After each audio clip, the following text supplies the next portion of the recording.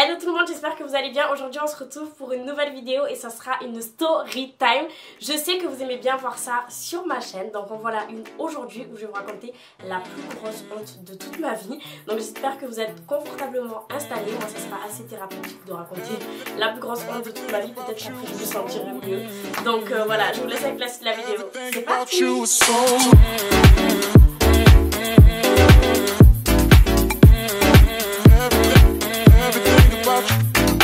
Alors du coup, pour ceux qui ne le savent pas, j'ai travaillé pendant longtemps dans la vente. Je vous en ai parlé dans une vidéo précédente où je vous ai raconté les pires anecdotes en tant que vendeuse. Mais avant de travailler dans la vente, j'ai travaillé dans l'animation. Donc j'ai été animatrice, je crois vers 16-17 ans. On peut commencer à travailler dans l'animation. J'essaie de faire une petite annonce comme ça, pas rentrer directement dans le vif du sujet, pour vous faire languir un tout petit peu. Pour travailler dans l'animation, du coup, j'ai dû passer mon BAFA. Donc c'est le brevet d'un truc formation d'animateur. Je sais plus ce que c'est. Le brevet d'aptitude aux fonctions d'animateur. Donc j'ai passé mon BAFA et il faut savoir que quand on fait le BAFA, donc c'est le diplôme pour être animateur, on fait 2 sessions. Donc il y a une première session de formation. Après on doit faire un stage et ensuite il y a une seconde session de formation. Donc après la première session de formation, du coup j'étais à la recherche d'un stage. Et c'était un stage qui pouvait être rémunéré, donc j'étais trop contente, j'étais trop contente de travailler dans l'animation. Donc j'ai trouvé un stage pas très loin de chez moi où du coup j'allais pouvoir être animatrice avec les petits enfants. Donc j'étais trop contente, même si c'était la galère, on était mal payés. Je crois qu'au max on a dû être payé 500 € et on travaillait comme des malades. Mais j'étais trop contente parce que voilà, c'était vraiment le premier job où j'étais avec les enfants. L'animation en soi c'est quelque chose de plaisant même si c'est épuisant, donc on rigole avec les autres animateurs, etc. Donc j'ai travaillé du coup à un petit centre à côté de chez moi. Donc du coup lors de ce premier stage en fait la directrice m'a dit: est-ce que tu préfères travailler avec les tout petits, les moyens ou les grands? Donc déjà moi il était sûr que j'allais pas travailler avec les ados parce que j'étais moi-même une ado, donc ça allait être compliqué de m'affirmer.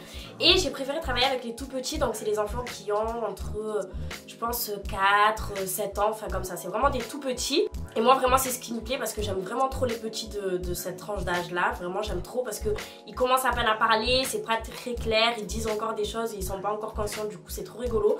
Donc j'aime trop travailler avec les petits, du coup je me suis lancée. Donc au cours de ce stage là il y avait mon crush qui travaillait avec les moyens. Donc c'était ceux qui étaient à l'école primaire. Retenez ce détail là pour la fin de cette story time parce que ça n'en est pas un. Donc mon crush travaillait avec les moyens. Ça me fait rire parce qu'à l'heure actuelle c'est vraiment le type de mec que j'aime pas en fait. C'était vraiment le mec beau.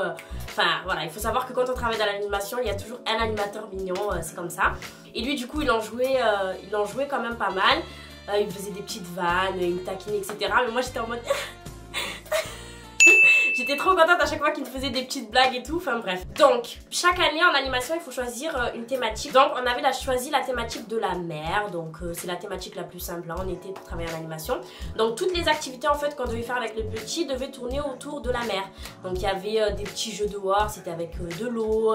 Enfin, il y avait des petits exercices de motricité, c'était avec du sable, des trucs comme ça. Donc, tout ce qu'on devait faire, ça devait être en rapport avec la mer. Donc, c'est ce qui explique que plusieurs fois, on a été amené à aller à la plage.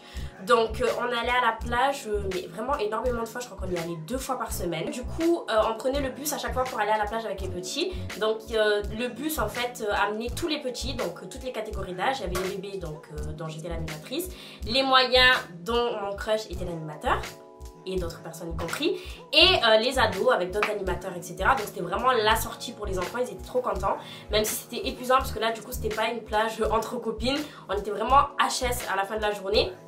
Mais voilà, il fallait le faire, c'était le travail. Donc du coup, pour aller à la plage avec les petits, moi je préparais mes affaires le matin même.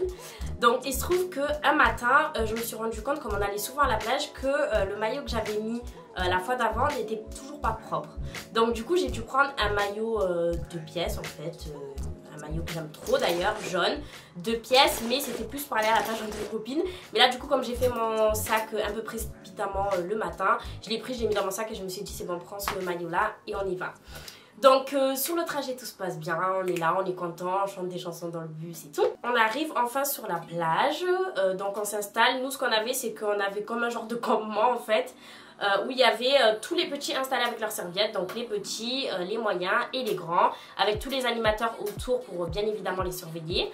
Moi je travaille avec les plus petits, donc c'était vraiment une galère la plage. Je pense que juste pour ça j'aurais préféré être avec les ados parce que du coup ils sont super autonomes, on n'a pas besoin de leur dire il faut remettre la crème solaire. Donc là pour le coup c'était le cas, avec les petits il fallait à chaque fois leur remettre la crème solaire, ouvrir leur sac pour leur sortir leur pique-nique, leur sortir leur bouteille d'eau, enfin c'était vraiment, il fallait vraiment les accompagner tout au long et c'était vraiment épuisant mentalement de surveiller tous les petits, surveiller tous leurs faits et gestes, il fallait qu'ils aillent aux toilettes régulièrement et tout, donc c'était épuisant. Tous les petits en fait allaient à l'eau tour à tour avec leur animateur.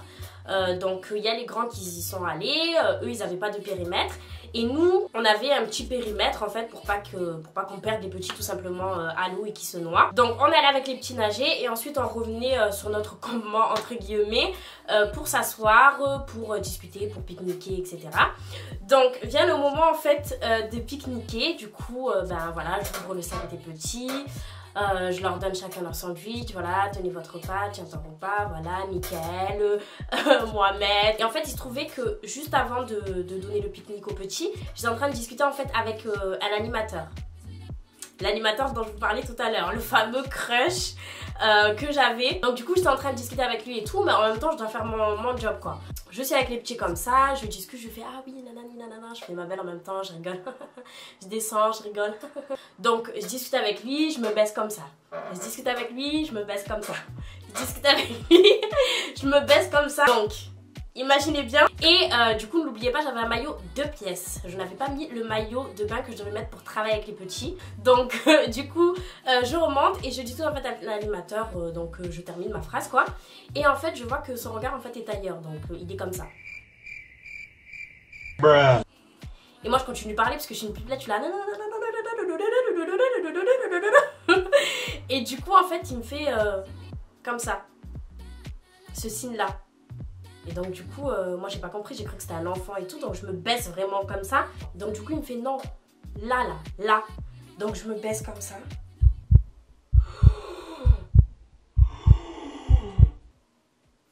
Tout dehors.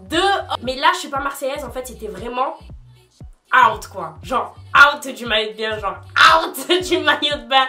Du coup par réflexe j'ai fait comme ça en fait pour tout remettre en ordre. Mais j'étais traumatisée. C'était mon crush mais je voulais pas que les étapes passent aussi rapidement. Donc du coup moi je suis relativement patiente avec les petits. Mais là croyez-moi que cet après-midi là il fallait pas me chercher parce que dans ma tête j'étais en colère. Donc j'avais honte, j'en pouvais plus. Donc lui en fait voulait continuer de parler.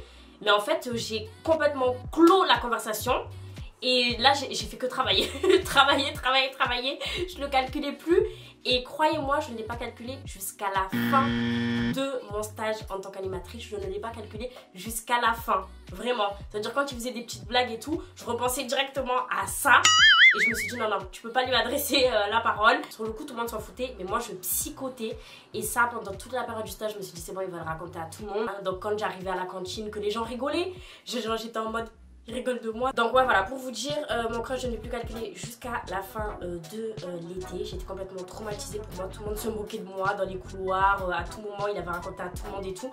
Donc je ne lui ai plus adressé la parole. Mais vraiment, on rigolait etc. Enfin il était assez rigolo, il faisait des guignols et tout. Mais j'ai coupé net à la conversation, net aux rigolades entre animateurs et tout. J'étais vraiment traumatisée toute ma période de stage. Et en plus, je sais plus comment s'appelle cet animateur, peut-être qu'il regardera cette vidéo par grand hasard.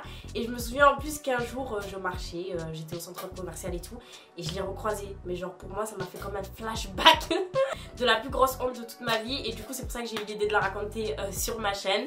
Mais voilà, un petit conseil pour ceux qui travaillent en animation, mettez un maillot 1 pièce jusque là, voilà, jusque là, jusqu'aux jambes. Franchement, si c'était à refaire, j'arriverai même en retard, je prendrai mon maillot sale 1 pièce, ce n'est pas grave, j'irai travailler avec les petits ou même peut-être que je sortirai une excuse en fait, je dirais que je suis indisposée, que je me suis coupé la jambe, je sais pas ce que sortirait comme excuse, tout ça pour ne pas aller me baigner et ne pas avoir à faire ces mouvements de bas en haut avec un maillot 2 pièces en sachant que c'était la période où j'avais entre guillemets grossi. C'est pour ça en fait que tout a voulu sortir comme... Donc voilà, pour ceux qui travaillent en animation, mettez toujours une tenue adéquate.